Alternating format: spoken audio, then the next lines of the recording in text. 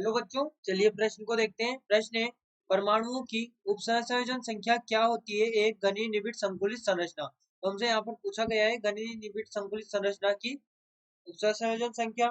तो देखिए बच्चों, यहाँ पर बात करें प्रश्न की मुख्य अवधारणा की। मुख्य अवधारणा तो देखिए, समन्वय संख्या या उपसंयोजन संख्या क्या होती है। यहाँ पर बात करें उपसंयोजन सहसंयोजन संख्या की। सहसंयोजन संख्या देखिए, हमारे पास में जो कोई यहाँ पर क्रिस्टल जालक होता है, या फिर इसे इस प्रकार से देखिए कि जो हमारे पास में क्रिस्टल जालक है उसमें कोई एक परमाणु है, वो परमाणु अन्य कितने परमाणुओं से संपर्क में है, या कितने परमाणुओं से वो टच में है, उन्हें कितना स्पर्श कर रहा है, कितने परमाणु को स्पर्श कर रहा है, ये उसकी उपसंयोजन संख्या है। हम कह सकते हैं क्रिस्टल जालक में क्रिस्टल, या इसे इस प्रकार से भी लिख सकते हैं, किसी कण के लिए कण के लिए निकटवर्ती कणों की संख्या, निकटवर्ती कणों की संख्या उसकी उसकी उप सहसंयोजन संख्या कहलाती है। उप सहसंयोजन संख्या कहलाती है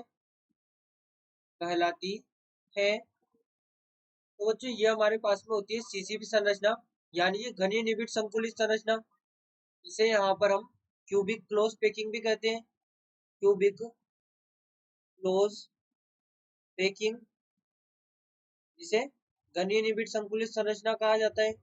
घनीय निबिड़ संकुलित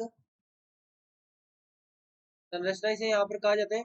अब देखिए, हमने कहा उपसंयोजन संख्या क्या है, यहाँ पर किसी कण के लिए निकटवर्ती कणों की संख्या।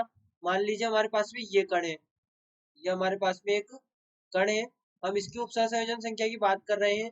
तो बच्चों देखिए, ये एक तो इससे संपर्क में है, तो यहाँ पर ही 2 3 4 5 6 कण से तो यहाँ पर ये संपर्क में, उसके बाद ये 7 8 9 और ये 10 11 और 12, इस प्रकार से 12 कणों से यहाँ पर संपर्क में।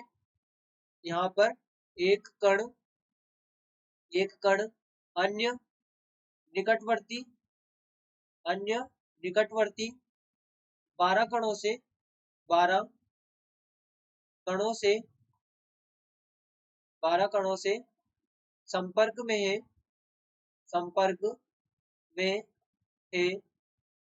इसलिए जो इसकी यहाँ पर उपसंयोजन संख्या होगी, उप सहसंयोजन संख्या,